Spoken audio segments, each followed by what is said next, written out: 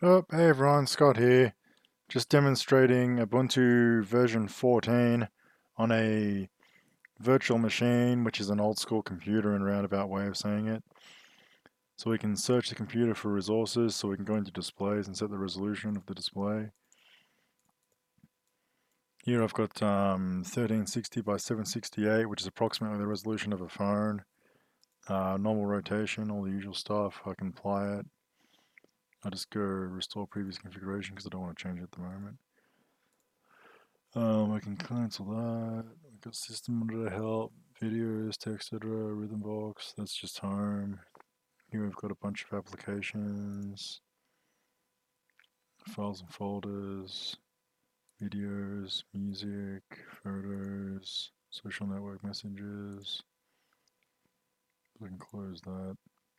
We've got the files application that lets you browse the computer. You can browse the desktop, which is the desktop, funnily enough. Documents, there's nothing there. Downloads, there'll be nothing there.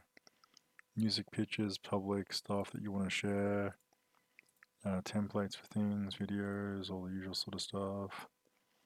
So we can close that off or minimize it. Oh, I've got Firefox installed so you can browse the internet. I'm not going to use that or that. I'll just load it back up. Hopefully it will load Google. And I'll just go to google.com.au.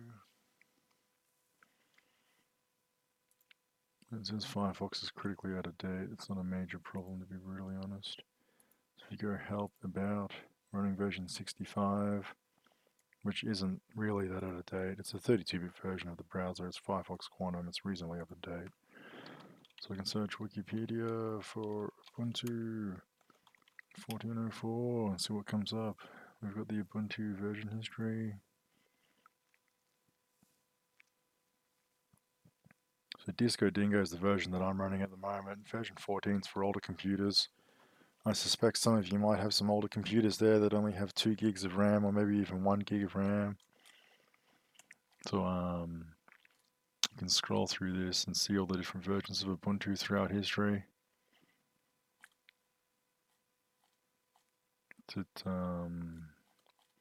Version 14 still has reasonable security. Anything older than 14, the security might be a bit lax, but the system requirements will be substantially lower on older versions. I'm running the 32-bit version because 32-bit versions have smaller pointers in memory, which means that it uses less RAM. So we can go into LibreOffice. So this is basically a word processor. Word processor that can save Microsoft Word docx compatible files. Quick brown fox jumped over the lazy dog.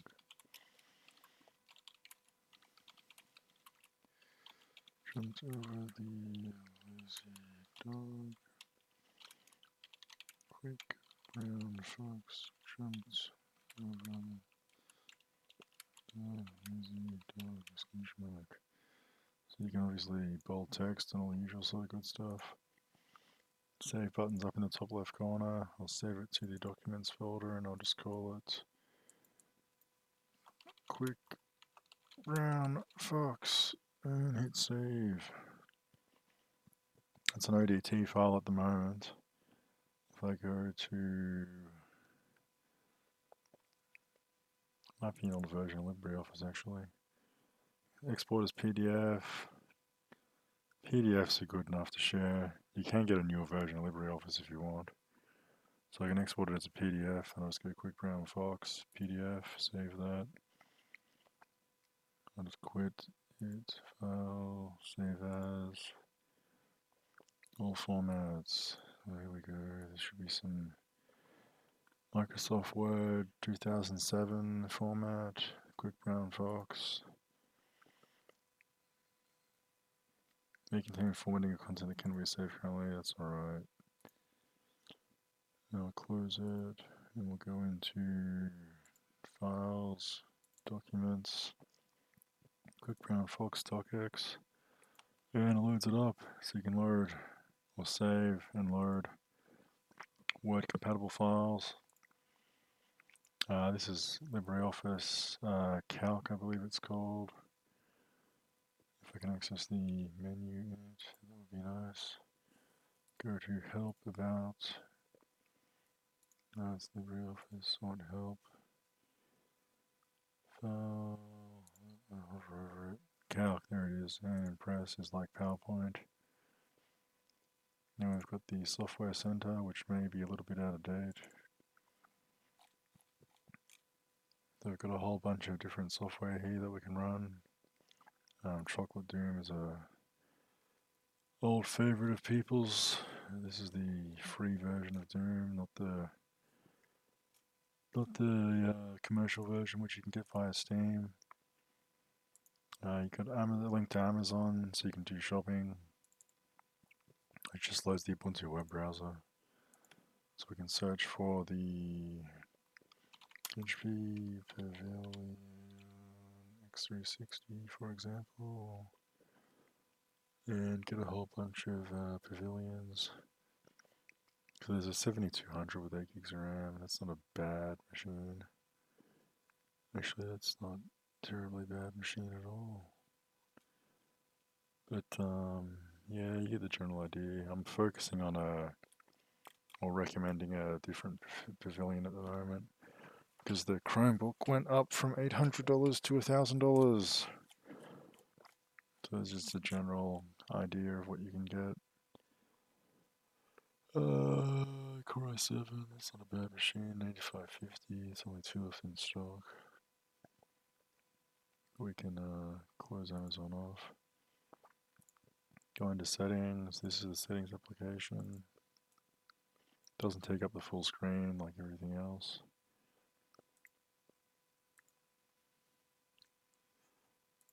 I'll minimize it off if I can.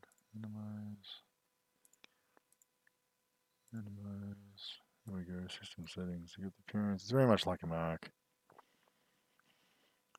And to prove that it runs on a potato computer, we will go into System Monitor. And you can see there's only 2 gig of memory assigned to this virtual machine.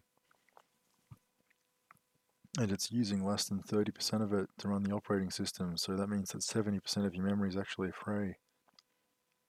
So if I load Firefox, you'll see its memory usage will climb up a little bit. We can go to YouTube.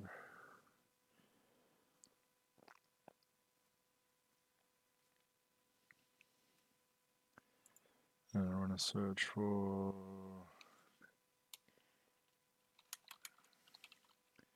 We Dance by Macklemore.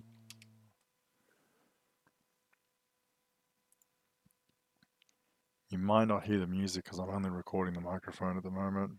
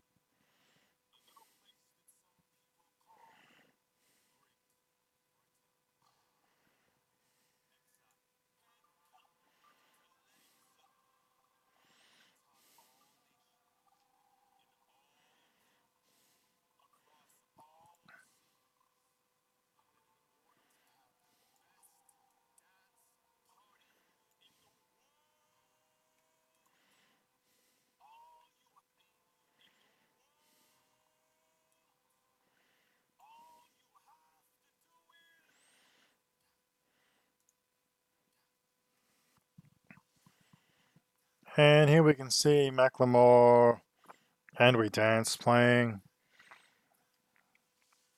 It's only using 840 megs of memory, if that. Just a little bit less. You always want a little bit of free memory though. You always want about 100 meg free for caching. It's only using 10 meg of swap, which is practically nothing.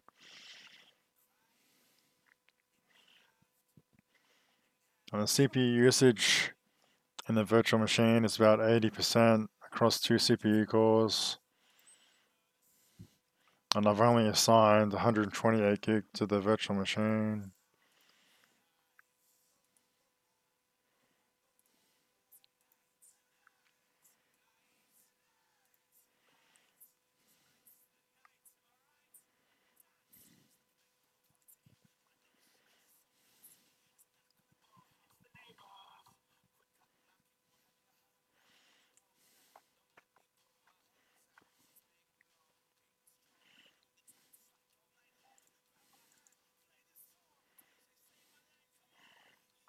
We can minimize that, maximize this.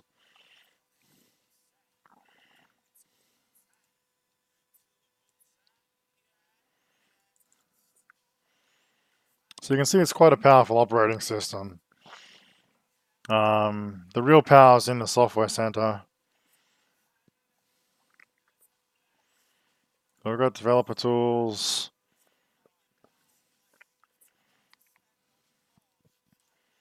Might go into Firefox and I'll turn the volume on the video down a little bit so I can hear myself think. You can see it's quite powerful. I'll Google Android Studio.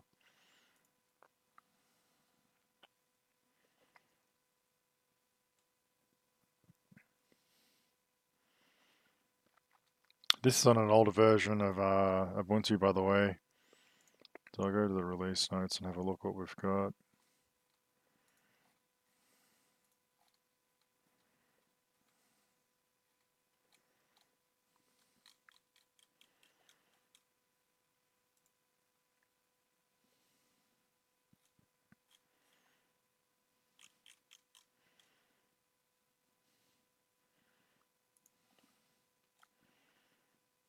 So there's only a Linux 64-bit binary, so it doesn't look like we can get Android Studio, or the current version of Android Studio, on Ubuntu, but that's not going to stop me.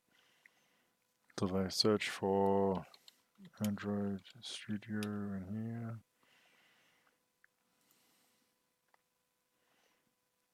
Android Ubuntu Touch Images, no. Basically, if you've got a second computer that's a bit older, this isn't a bad way to do it.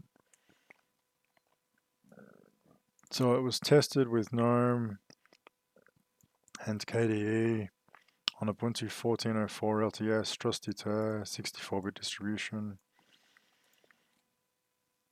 They recommend 4 gig of RAM minimum. So that puts a bit of a spanner in the works, but that doesn't stop me. I'm just demonstrating an operating system that's 32-bit. And a 32-bit operating system only uses about 584 meg, 585 meg when it's idle. So it only uses about 30%, just shy of 30% of 2 gig. So if you've got an older machine that's only got 2 gig of RAM, absolutely fantastic operating system that you can download for free. And the best part is it's only 1100 meg. So I'll go to Ubuntu 14.04, download.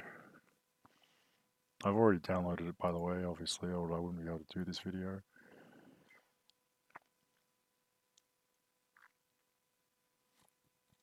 And the 32-bit version is here, and the 64-bit version is here, and I can download the 32-bit version. Save to disk. You can see I'm downloading the ISO right now. At the amazing speed of 4 megasecond. Woohoo, it'll take 4 minutes to download. I won't make you sit through this download unless it speeds up tremendously. I'll go to system under. So you can see it's fluctuating quite wildly. It's doing about 4.8 meg and then slowing down to 1.2 and then going up to 4.8 and slowing down to 1.2. So it's averaging about 3, which isn't too bad, I suppose, but it could be fast. I don't know, it's speeding up. There we go. Peaking at 5.6.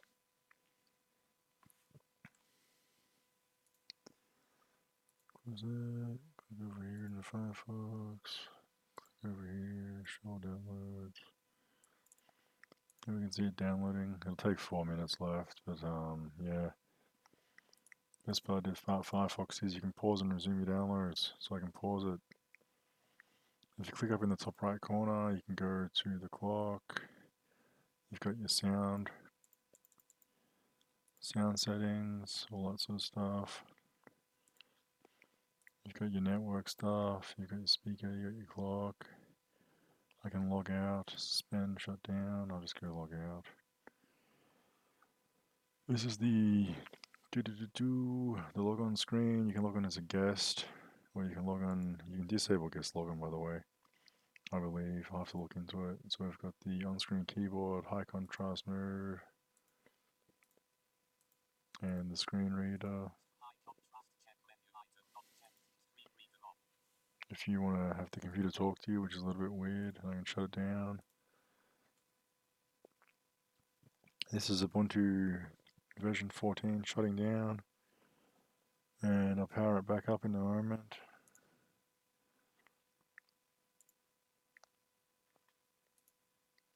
It's okay, nothing to worry about there.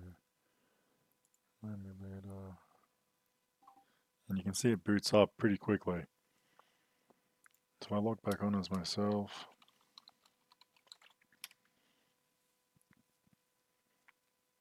Doopa-doopa-doo. We can change the background, do something a little bit creative. Put some music if that's what you're into. Got a little mushroom if you like, I think they're death caps actually, you don't want to eat those. A beach scene, maybe some flowers or something, or some sort of dessert. I'm not really sure what that is. Got some very nice backgrounds.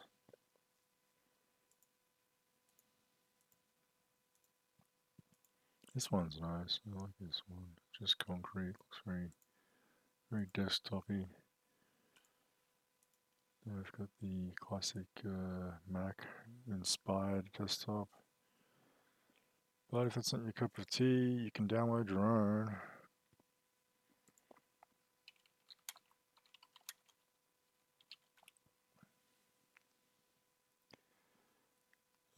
Night sky, initial notes,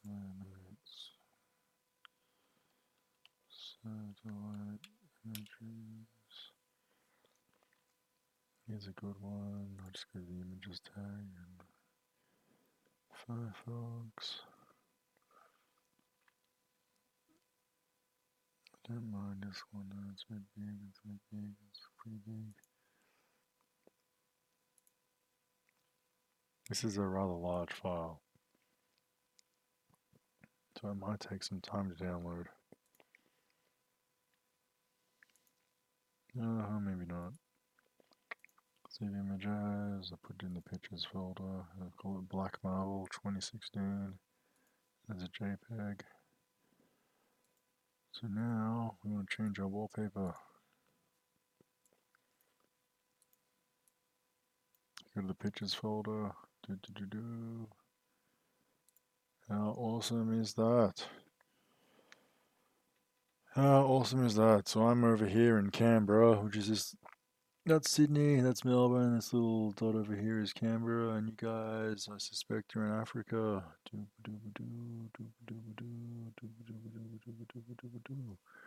And I'll end the video there. Have a good one, guys. Cheers, bye.